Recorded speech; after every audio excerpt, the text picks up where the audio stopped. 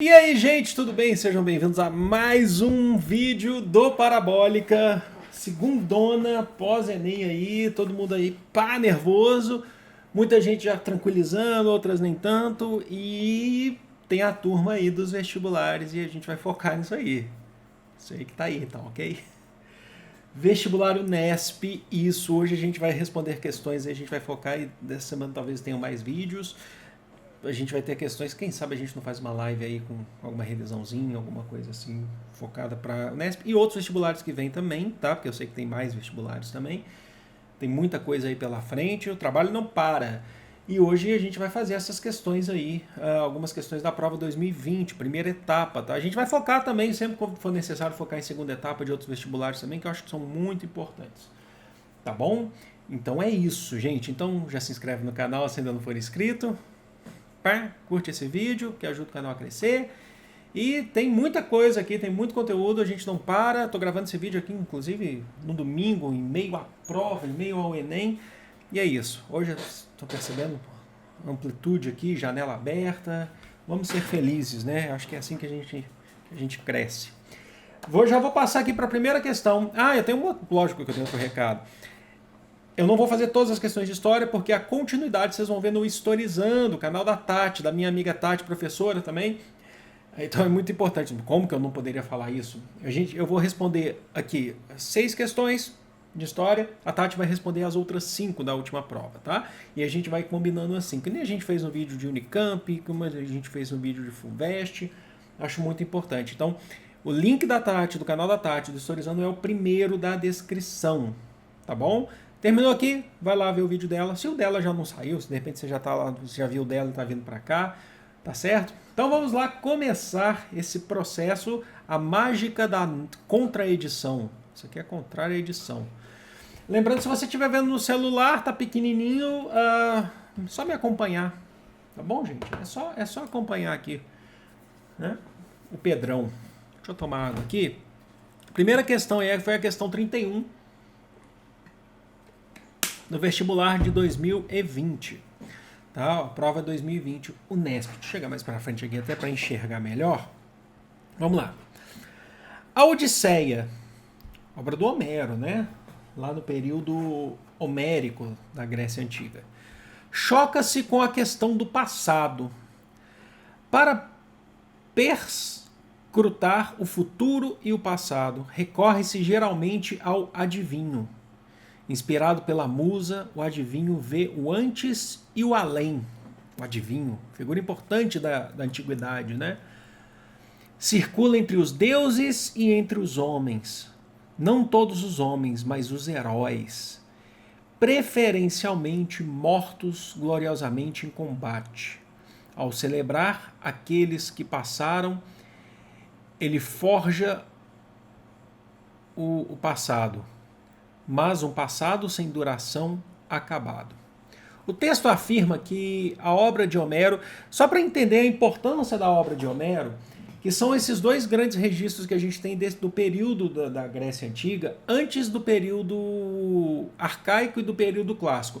Para vocês entenderem, o período arcaico é o período de formação das cidades-estados, se eu não me engano, e o período clássico é o período da grande democracia ateniense, do militarismo espartano. Antes disso, a gente tem o período pré-homérico e o homérico, que é o da formação do mundo grego, né? O pré-homérico é aquele período onde os helenos estão chegando na Grécia para poder formar o mundo grego, os povos entram em contato com a cultura de Creta e gera a cultura creto-micênica. E o período homérico, né? São obras literárias contadas pelo poeta Homero, certo? São duas, a Ilíada e a Odisseia, certo? Então, assim, a gente tem a importância do grande Ulisses, né? Do herói Ulisses, voltando para a sua região, voltando para Ítaca, né? Na obra, depois da guerra e tal. Bom, o texto afirma que a obra de Homero, questiona as ações heróicas dos povos fundadores da Grécia Antiga, pois se baseia na concepção filosófica da physis. O que é physis? Physis, é bom lembrar isso aqui porque fica uma revisão ampla, né? Physis, no conceito da filosofia, são os filósofos da natureza, aqueles que tentam descobrir a natureza. A origem das coisas. Physis. B. Valoriza os mitos em que os gregos acreditavam e que estão no fundamento das concepções modernas de tempo e história. C. É fundadora da ideia da história, pois concebe o passado como um tempo que prossegue no presente e ensina os homens a aprenderem com seus erros. D. Identifica uma forma do pensamento mítico e uma visão do passado estranha à ideia de diálogo entre temporalidades que caracteriza a história. E desenvolve uma abordagem crítica do passado e uma reflexão de caráter racionalista semelhante à da filosofia pré-socrática. Para pensar aí. Sobre essa pequena história que eu contei aqui sobre o poeta Homero, sobre a obra Odisseia, sobre esse período pré-homérico e homérico, e sobre o texto. Olha o que o texto está falando. Choca-se com a questão do passado. Então a gente tem um ponto importante. A Odisseia choca-se. Para perscrutar, eu nunca vi essa palavra, impressionante, o futuro e o passado. Recorre-se geralmente ao adivinho. Inspirado pela musa, o adivinho vê o antes e o além, circula entre os deuses e entre os homens. Quer dizer que não tem um embasamento científico, não teria mesmo de fato um embasamento científico histórico na obra aí do Homero. A alternativa correta é D de dado. A obra do Homero identifica uma forma do pensamento mítico. Tem um pensamento mítico, está falando de deuses. E uma visão de passado estranha à ideia de diálogo entre temporalidades. É uma visão de passado estranha em relação... Tem moto passando lá no fundo. É uma visão estranha de passado, de diálogo, né, em relação ao que se pensa na história depois, de todo o andamento que a história deu. Porque ele recorre, né, são as obras que a gente tem contato do período, mas que são focadas, por exemplo, de todos os homens, mas os heróis, preferencialmente mortos gloriosamente em combate. Ao celebrar aqueles que passaram, ele forja o passado, mas um passado sem duração, acabado. É um passado que ficou ali. A gente tem que entender a obra de Homero como uma obra literária, certo? Entre temporalidades que caracteriza a história. Ok, então a alternativa D. A obra do Homero, você não pode ler a Ilíada e a Odisseia, por exemplo, achando que aquilo lá de fato aconteceu. Aquilo é uma narrativa do Homero, tá? Por que as outras estariam erradas? Vamos lá. A diz, questiona as ações heróicas dos povos fundadores da Grécia Antiga. Não é isso que a obra fala. A B fala assim, valoriza os mitos em que os gregos acreditavam. Tudo bem, por enquanto, tá parecendo que tá indo, e que estão no fundamento das concepções modernas de... Aí que ferrou a bicicleta. Você já viu essa expressão? Ferrou a bicicleta. Pois se baseia na concepção filosófica da physis. Ele não está baseando necessariamente na concepção filosófica na physis, não, desculpa, na B aqui, no fundamento de concepções modernas. Opa, parou aí, então já mudou. Peraí, olha só, estão no fundamento de concepções modernas. Não, jamais, aí você muda. A C diz, é fundadora da ideia de história. Não é fundadora da ideia de história. Pronto, entendeu? Não é fundadora da ideia de história. Deixa eu ver meu tempo ali. E a E fala assim, desenvolve uma abordagem crítica, não tá abordando criticamente o passado, e uma reflexão de caráter racionalista, semelhante à da filosofia pré-socrática. Enfim, gente, também não tem essa abordagem crítica necessariamente. O que vocês acharam dessa questão? Me fala aí. Vamos para a próxima. Questão sobre a Catedral de Notre Dame.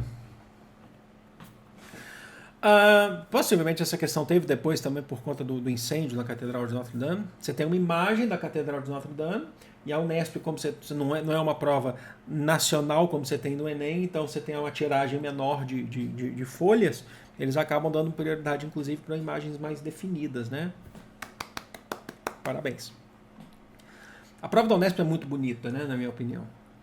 A Catedral de Notre Dame, em Paris, parcialmente destruída por um incêndio em abril de 2019. Foi 2019, gente? Deve ter sido, né?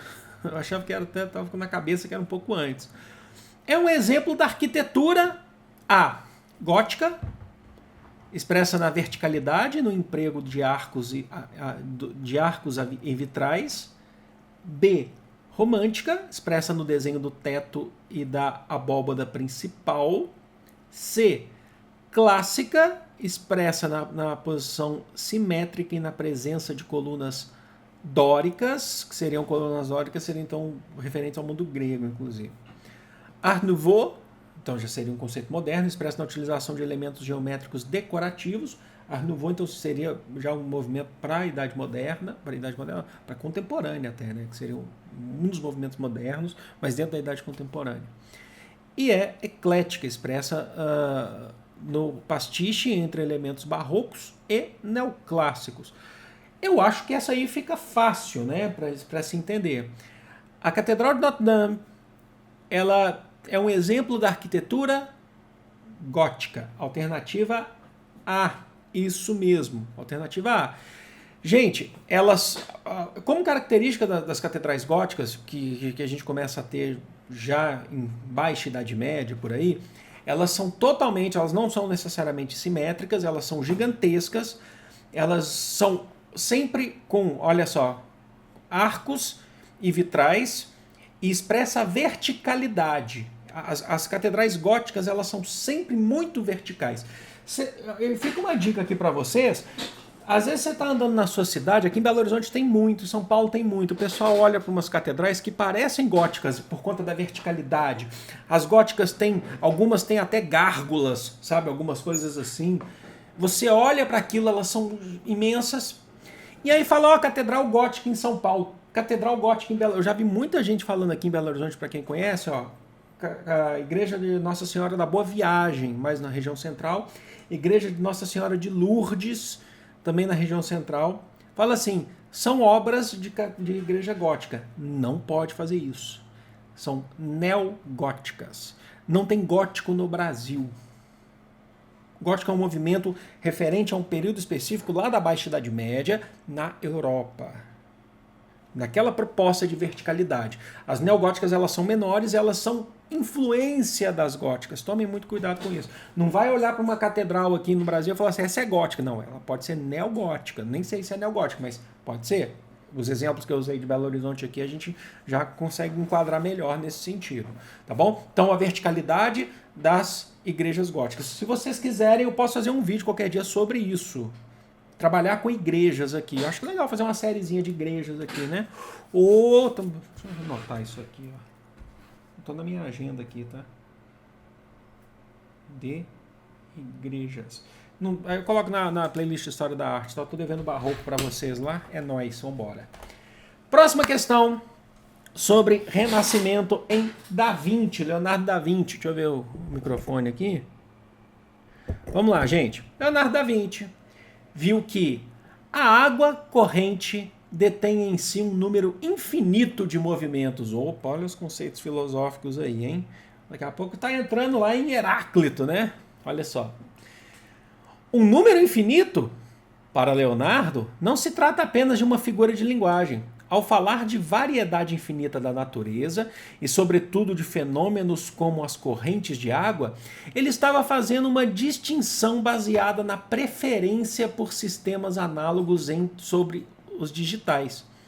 Em um sistema analógico, há gradações infinitas, o que se aplica à maioria das coisas que fascinavam Leonardo. Sombras de esfumato, cores, movimentos, ondas, a passagem do tempo, a dinâmica dos fluidos. Então, Leonardo da Vinci era um grande observador, um renascentista, florentino observador. A partir da explicação do texto sobre Leonardo da Vinci, pode-se afirmar que, alternativa A, o princípio cristão da vida eterna orientou o pensamento renascentista. Tudo é eterno, né? B, o materialismo pré-socrático foi a principal sustentação teórica do Renascimento. Aí você vai lembrar que pré-socrático, Heráclito era de fato um pré-socrático, né? Você pode pensar nisso aí. C, os experimentos da Antiguidade Oriental baseavam-se na ciência renascentista. A Antiguidade Oriental, entendam Oriente Médio e Leste Europeu e por aí vai, tá? Os experimentos adquiridos ali. D, as concepções artísticas medievais fundamentaram a arte renascentista. E a observação da pluralidade da natureza foi um dos fundamentos do Renascimento. Para pensar, tem até um negócio que eu quero falar, inclusive, sobre igrejas aqui, em Renascimento e igrejas, que eu já vou até dar uma dica que eu acho bem interessante de se discutir. Bem interessante de se discutir. A alternativa correta, e a gente vai estudando por que as outras estão erradas, né? Quais são os distratores. A observação da pluralidade da natureza foi um dos fundamentos do Renascimento. Gente, durante o período do Renascimento, se observou. O que o texto está mostrando é que o Leonardo da Vinci está observando a água. É uma questão de observação. Você vai falar, nossa, é verdade que o iluminismo... Qual é a relação do iluminismo com o Renascimento? O iluminismo ele pega influência do Renascimento alguns séculos depois. São diferentes movimentos, mas é como se fosse um upgrade, né? Gente, característica do Renascimento é conhecer a natureza. Quando a gente fala em conhecer a natureza, às vezes a gente usa o termo de dominá-la, porque você só consegue dominar a natureza conhecendo. Como assim? Meteorologia. Você não consegue dominar que vai chover aqui. Não dá para eu chegar agora e falar para vocês assim, vai chover e eu não quero que chova, então eu vou segurar a chuva de alguma forma. Isso não é dominar a natureza. O que a gente entende como domínio da natureza é você ter noção do que essa natureza está te proporcionando naquele momento. O Renascimento começou com isso, fez isso muito bem. Isso começa, na verdade, no fim da Idade Média, mas a gente tem esse ápice no Renascimento, nas observações da natureza, até mesmo para aumentar, quando a gente fala da Idade Média, do aumento de produção agrícola. Isso está muito por conta desse homem renascentista que vai observando.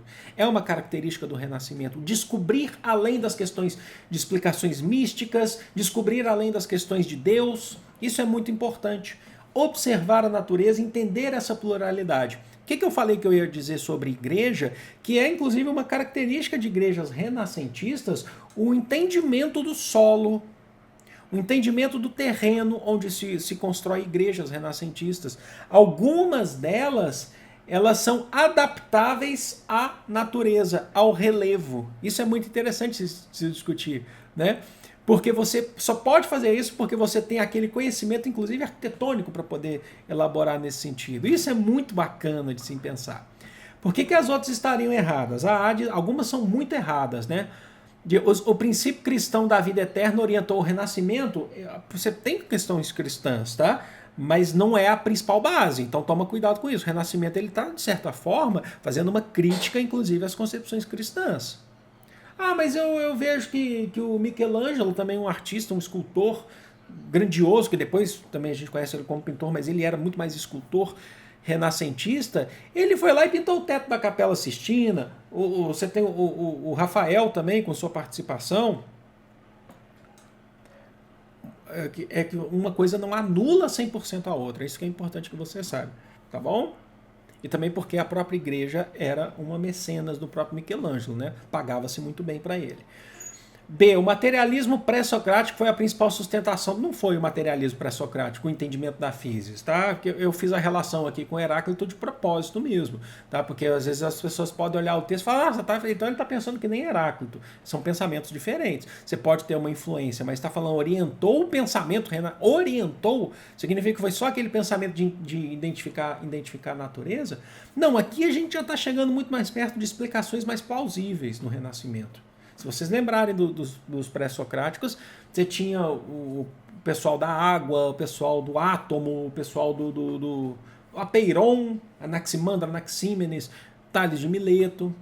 A Terra é quadrada, a Terra é redonda, a Terra é uma argola. São importantes à sua época, de tentar descobrir o conceito de natureza, mas o Renascimento ele vai além disso. A C diz assim, os experimentos da antiguidade oriental basearam-se nas... Primeiro que a antiguidade oriental ela é anterior, então como é que a antiguidade se baseia no que vem depois? Esse é um ponto assim, extremamente contraditório e anacrônico. O segundo que não seria nem a oriental, se fosse seria uma antiguidade clássica, greco-romana. Então, cuidado. E a D diz, as concepções artísticas medievais, o Renascimento está tentando se afastar das concepções artísticas medievais. Para quem já assistiu nossas aulas aqui de Renascimento, o Renascimento estamos renascendo algo, mas eliminando o que veio antes, que seria a Idade Média. A gente está tentando buscar a influência da Antiguidade Clássica, o mundo greco-romano, tá bom? Adorei essa questão. Deixa aí nos comentários aí para mim. Agora, esse texto aqui ele vai responder as nossas duas próximas questões. Então vamos ficar de olho aqui. São questões relacionadas, inclusive, à descoberta do Novo Mundo. Tá pequeno mesmo, eu até vou ler aqui. Acho que não vou ler aqui mesmo. Eu tô com duas telas abertas, tá? Eu vou ler aqui mesmo, só tem que chegar um pouco mais perto, porque senão não enxergo, tá? Esse óculos aqui para mim ele ajuda, é o que eu consigo ter, assim, de máximo de óculos. Enfim, vamos embora. Nem existia Brasil no começo dessa história. Opa, eu tô movendo a mesa aqui. Existiam o Peru e o México no contexto pré-colombiano. Mas a Argentina, Brasil, Chile, Estados Unidos, estados nacionais, né? Canadá, não. No que seria o Brasil, havia gente no norte, no Rio, depois no sul. Mas toda essa gente tinha pouca relação entre si até meados do século XVIII. Está falando dos povos pré-cabralinos, né? E aí a questão da navegação marítima. Torna-se importante aprender bem história marítima, que é ligada à geografia. Olha a cartografia importante aí. Noção de espaço e tempo, muito importante. Essa compreensão me deu muita liberdade para ver as relações que Rio, Pernambuco e Bahia tinham com Luanda, na África, olha só. Depois, a Bahia tem muito mais relação com o antigo Daomé, hoje Benin, na África também, na costa da Mina. Isso tornava um todo, muito mais do que o Brasil ou a América Portuguesa. Então está falando das relações coloniais, das questões de navegação. Nunca os missionários entraram na briga para saber se o africano havia sido ilegalmente escravizado ou não. Peraí, ponto importante. Nunca os missionários entraram na briga para saber se o africano havia sido escravizado ou não. Mas a escravidão indígena foi embargada pelos missionários desde o começo.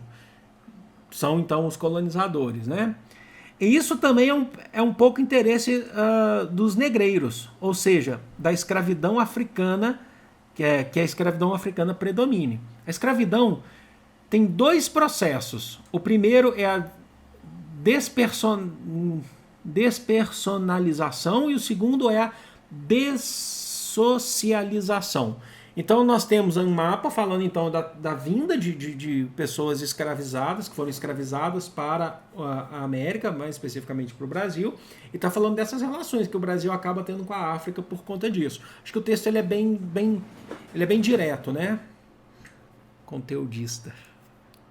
Ó, vamos lá. Então aí você tem um mapa mostrando as rotas. Deixa eu ver aqui. Sim, são os tratos, né, os acordos de vinda de navios negreiros. Vou passar então, a gente responde agora, a questão é 34 e 35, certo? São duas questões agora, o texto já está, então as questões são diretas, né? Vamos lá. 34. O texto estabelece a formação do Brasil a partir da navegação marítima, o que implica reconhecer a importância para a formação do Brasil através dessa navegação marítima. Da imposição de uma lógica global de comércio e da dissolução das fronteiras entre territórios colonizados da América e da dissolução das fronteiras entre os territórios colonizados da América. B. Do domínio colonial de Portugal sobre o litoral africano e da intermediação espanhola no tráfico escravagista. C. Do controle das rotas marítimas por navegadores italianos e da conformação do conceito geográfico de Ocidente. D. Da instituição do espaço geográfico do Atlântico Sul e da relação estabelecida entre o continente americano e africano. E o surgimento do tráfico de africanos escravizados e das relações comerciais do Brasil com a América Espanhola. Eu acho que está bem tranquila essa questão aí, hein? O texto ele é muito direto, né? Vou falar de novo. Conteudista.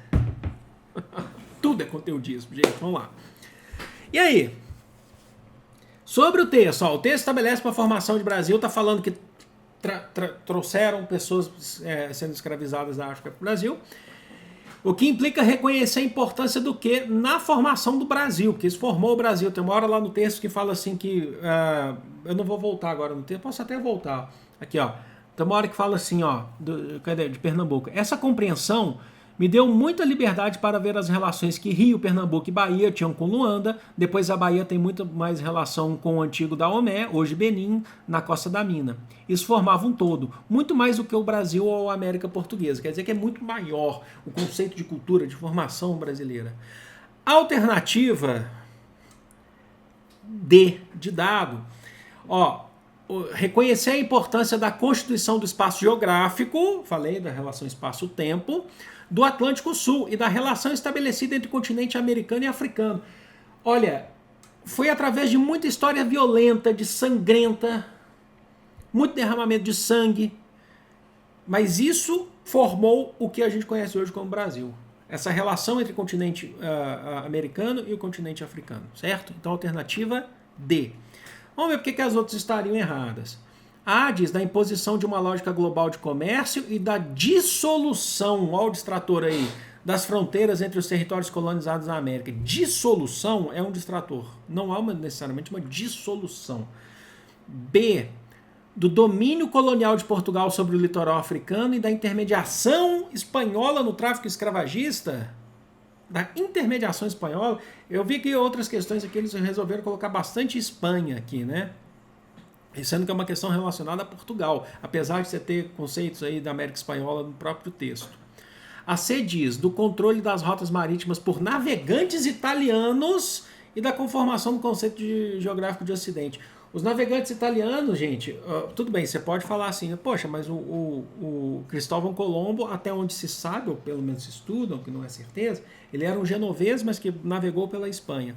Mas os navegantes italianos, gente, o que a gente tem dessas rotas são por navegantes portugueses desde o século XV. Essa navegação de cabotagem, de conhecimento do mundo, principalmente porque você sabe que Portugal se formou enquanto Estado Nacional muito antes, certo? É muito importante saber isso. E a outra que eu falei, a E. Por que a E está errada? Do surgimento do tráfico de africanos escravizados e das relações comerciais do Brasil com a América Espanhola. A relação é com África que a gente quer saber. América e África. América como um todo e África, tá? Próxima. Deixa eu ver meu tempo. Passei? Passei. 2 conceitos utilizados aí no texto agora. Qualquer coisa a gente volta no texto, tá bom? A despersonalização e a dessocialização dos escravizados podem ser associadas respectivamente. Primeiro vamos ver o que fala sobre é o último parágrafo, ó. Nunca os missionários entraram na briga para saber se o africano havia sido ilegalmente escravizado ou não. Os colonizadores não querem saber se era legal ou ilegal, eles escravizaram. Mas a escravidão indígena foi embargada pelos missionários desde o começo. Aí a gente está falando... Os missionários aqui nesse conceito, a gente está falando dos jesuítas, tá? Das missões. Eu que estou viajando aqui. Eles não quiseram discutir se os africanos estavam ilegais ou não, como escravizados. Mas os indígenas, eles não queriam. Eles embargaram. Eles tentavam proibir a escravidão dos povos indígenas. Vocês sabem por quê. Tinha toda uma questão de catequese. Certo? E a escravidão indígena foi proibida durante o período do governo geral. Tá bom? Então é importante saber isso. Foi embargada pelos missionários desde o começo. Isso também é um pouco interesse dos negreiros, ou seja, que a escravidão africana predomine. Então, assim, ó, a gente proíbe o indígena, mas a escravidão africana continua, porque inclusive dá lucro, né, para Portugal. A escravização tem 2 processos. O primeiro é a despersonalização e o segundo a dessocialização. Isso é importante. Agora, são 2 conceitos muito importantes para se trabalhar. Então, aí a questão, de novo, a despersonalização e a dessocialização dos escravizados podem ser associadas, respectivamente, ao fato de que os escravos eram identificados por números marcados a ferro e a interdição do contato entre os cativos e seus senhores. Os senhores que faziam a interdição do contato entre eles.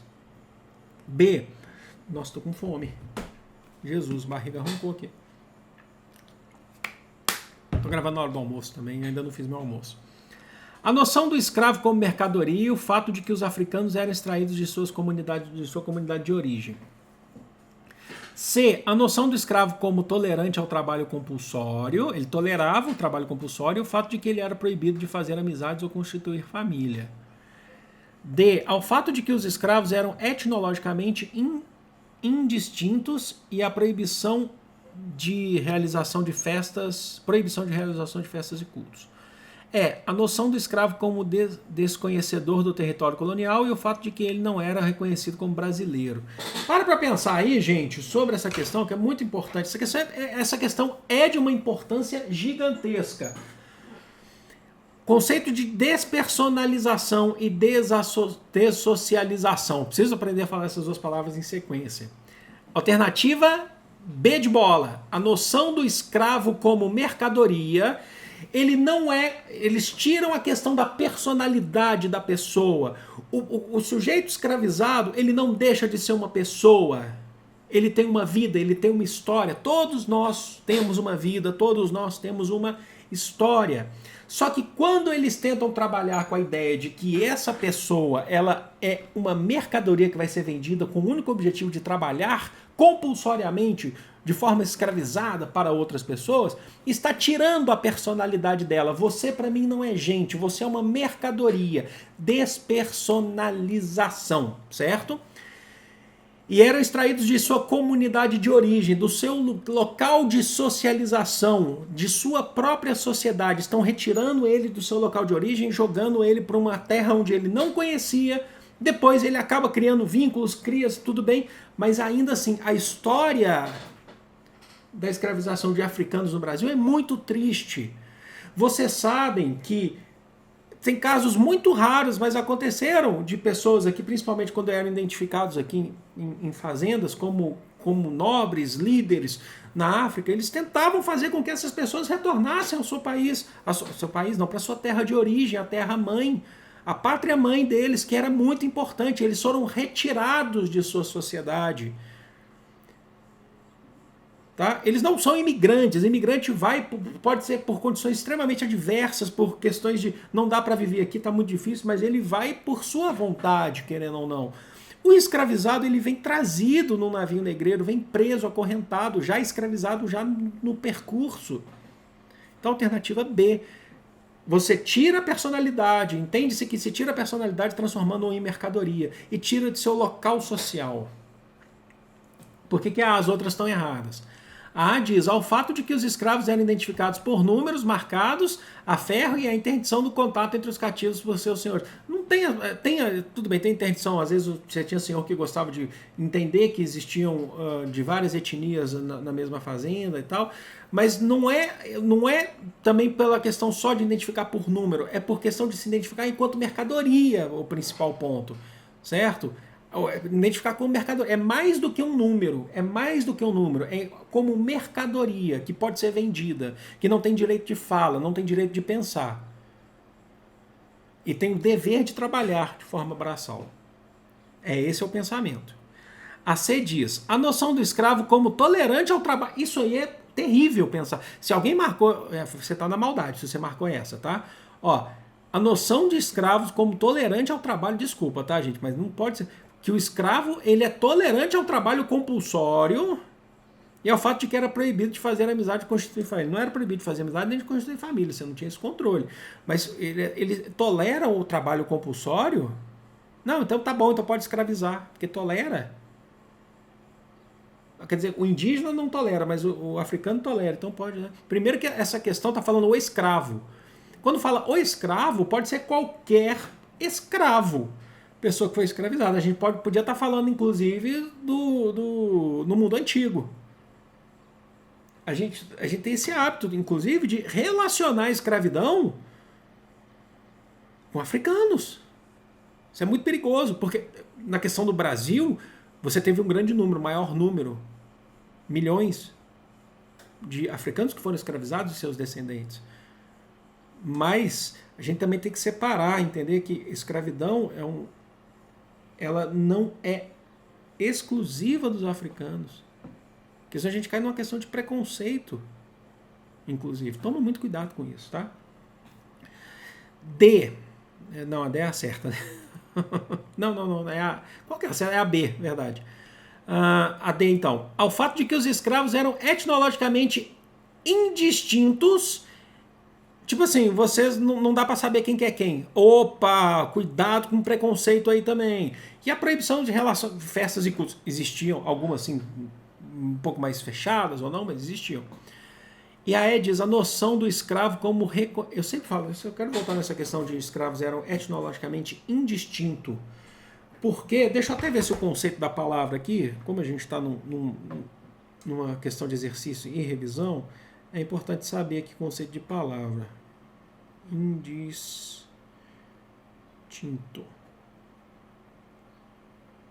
Sem definição. Quer dizer que os escravos eles não tinham uma definição. Quer dizer, então, tipo assim, todos são da África. Eu já falei isso em redes sociais recentemente, acho que eu já devo ter falado em vídeo. Cuidado quando você chega para uma pessoa, inclusive, eu dou um exemplo, tá? A gente tem que tomar muito cuidado. Falar assim, ô japa. Porque aí, o japa era um conceito utilizado pelos fuzileiros navais americanos na Batalha do Pacífico para identificar os soldados japoneses e os japoneses em geral como todos um só e como inimigos. É preconceituoso, é pejorativo, toma cuidado com isso. A não ser que a pessoa fale assim, não, eu sou o japa, tal, e aí você identifica ele, eu não sei qual que seria a relação próxima aí. Toma muito cuidado com isso. E quando eu falo isso, inclusive ajuda em redação, se você estiver vendo isso aqui pro próximo Enem, alguma coisa assim, se estiver vendo esse vídeo em 2049, deixa aí nos comentários aí também, tá bom? Olha só, e a E diz, a noção do escravo como desconhecedor do território colonial e ao fato de que ele não era reconhecido como brasileiro. Peraí, mas então o português era reconhecido como brasileiro. A noção de... O texto fala, não existia Brasil, mas aí não existia para ninguém. Tá bom? Não é para ninguém. E como desconhecedor do território colonial, pera, é só ele que desconhecia o território colonial também? Essa é a questão. Ó, esse conceito de despersonalização é porque ele foi tratado como mercadoria. Mercadoria é isso aqui, é coisa. Ó. Comprei a garrafinha. Essa mercadoria, ela tem uma única função. Isso aqui. É o que fizeram. Entendeu? Você vai trabalhar, você não pensa, você não dá opinião. Seu trabalho braçal. Entenderam? Triste pra caramba, né, gente? Eu tô nervoso não, tá? Porque... são conceitos que a gente tem que explicar muito bem isso, tá tudo bem. Vamos para a última nossa aí, questão de iluminismo. Acharam que não ia ter iluminismo, né? Enquanto aqui as gaivotas estão aí. Não é gaivota, sei lá o que é isso aí. Vamos embora. Deixa eu ver meu tempo. Cada um de nós põe em comum sua pessoa e todo o seu poder sob a direção suprema da vontade geral. E recebemos enquanto corpo, cada membro como parte indivisível. Eu acho que eu acabei de dar o spoiler do que é essa resposta. Do todo. Um corpo moral e coletivo composto de tantos membros quanto são os votos da Assembleia. Essa pessoa pública que se forma, desse modo, pela união de todas as outras, tomava antigamente o nome de cidade e hoje o de república ou corpo político, o qual é chamado por seus membros de Estado. Então aí você tem um texto de Jean-Jacques Rousseau, né, numa obra aí Os Pensadores. O texto produzido no âmbito do iluminismo francês apresenta a doutrina política do... vou ler de novo o texto para a gente identificar aqui. Cada um de nós põe em comum sua pessoa e todo o seu poder sob a direção suprema da vontade geral. E recebemos enquanto corpo, nós, colocamos lá o nosso corpo político, cada membro ou parte indivisível do todo. Um corpo moral e coletivo, composto de tantos membros quanto são os votos da Assembleia. Está falando de política, né? Vocês estão percebendo. Essa pessoa pública que se forma desse modo pela união de todas as outras, então é um todo, é uma defesa do Rousseau aí, ó, para quem conhece a ideia do Rousseau. Tomava antigamente o nome de cidade, o Aristóteles, né, chamava, né? E hoje o de república ou de corpo político, o qual é chamado por seus membros de Estado. Ele está fazendo a defesa, falando que todos nós formamos aí a política ou o Estado. É a defesa do Rousseau, lembra? A democracia direta, ele não fala só de democracia direta na sua obra não, tá? Ele fala de estados médios, estados pequenos e estados grandes. Em cidades, pequenas cidades, ele fala da democracia direta, tá? O texto produzido no âmbito do iluminismo francês apresenta a doutrina política do A. Coletivismo, manifesto na rejeição da propriedade privada e na defesa dos programas socialistas de estatização, estatiza tudo. B. Humanismo, presente no projeto liberal de valorizar o indivíduo e a sua realização no trabalho. C. Socialismo, presente na crítica ao absolutismo monárquico e a defesa da completa igualdade socioeconômica. Então, a doutrina do socialismo. D. Corporativismo, presente na proposta fascista de unir o povo em torno da identidade e da vontade nacional. E é contratualismo, manifesto na reação ao antigo regime e na defesa dos direitos da cidadania.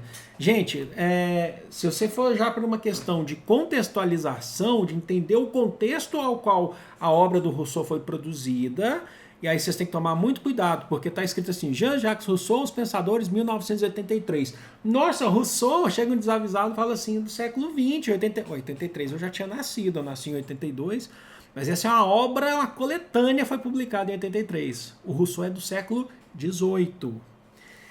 Então tem um monte de questão anacrônica aqui para a gente identificar. A alternativa correta, o que o Rousseau defende, o que ele está falando, é a doutrina do contratualismo. A alternativa é.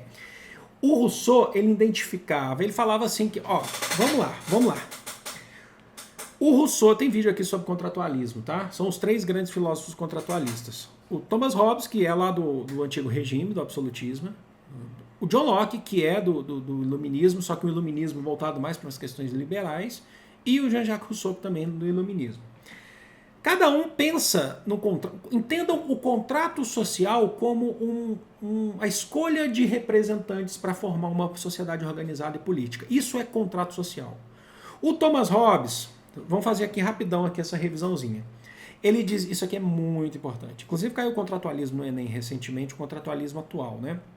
O Thomas Hobbes dizia que o povo vivia numa sociedade em guerra, selvagem, sem leis.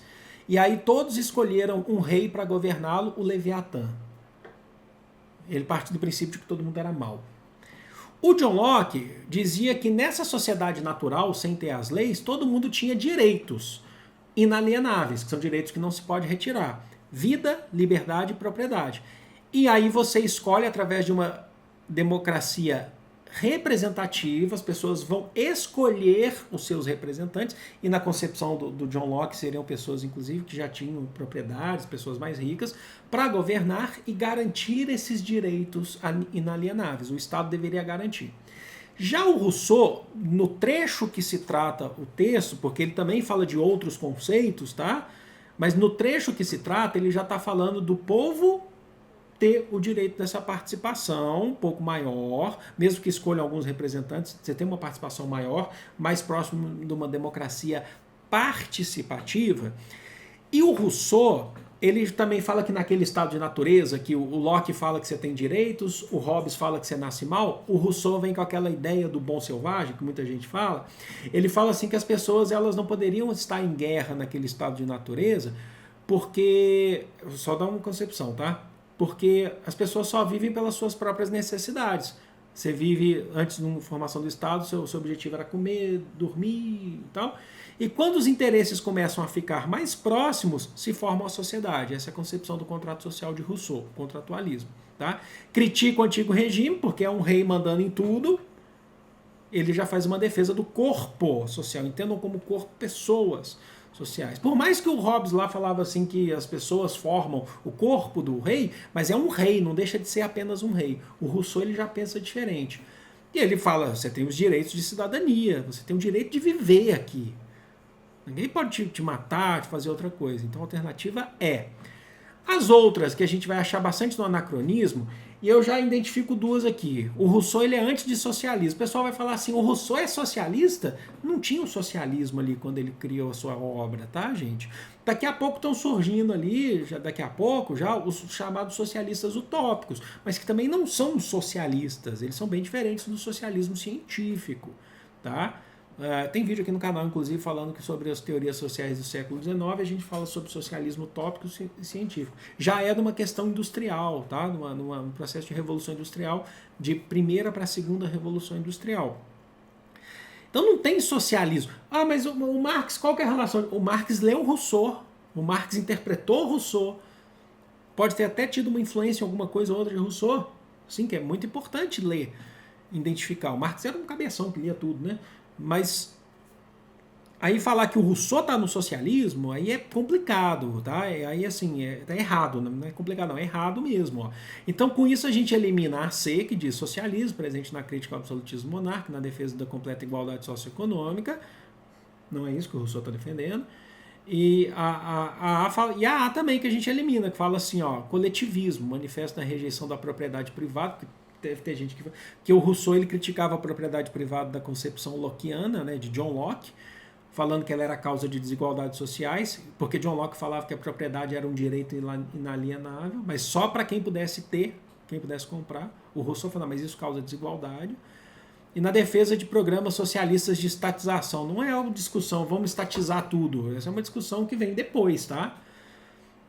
Então a gente elimina a C e a A com essa questão anacrônica. Vamos ver as outras aqui. A B diz: humanismo presente no projeto liberal de valorizar o indivíduo e sua relação no trabalho. Também não é a discussão do Rousseau, ele está falando de corpo político. É político. E não é na questão econômica do trabalho que o texto está referindo, tá?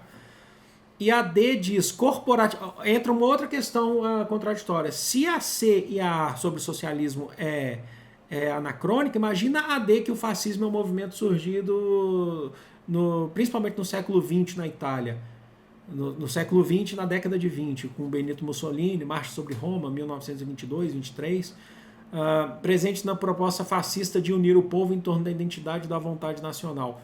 Entrou no anacronismo de novo. Você falou de fascismo no século XX, sendo que o contratualismo, o que o Rousseau está falando, está lá no século XVIII.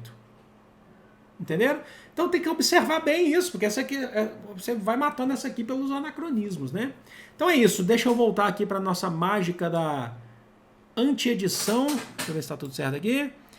É isso, gente. Eu sei que o vídeo ficou um pouco grande, não tem importância não, mas foi um prazer estar aqui novamente com vocês.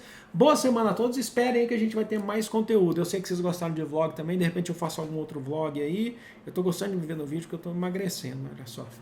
Saudável, tá? Porque eu não tava saudável. Amo vocês de coração. Grande beijo. Fui!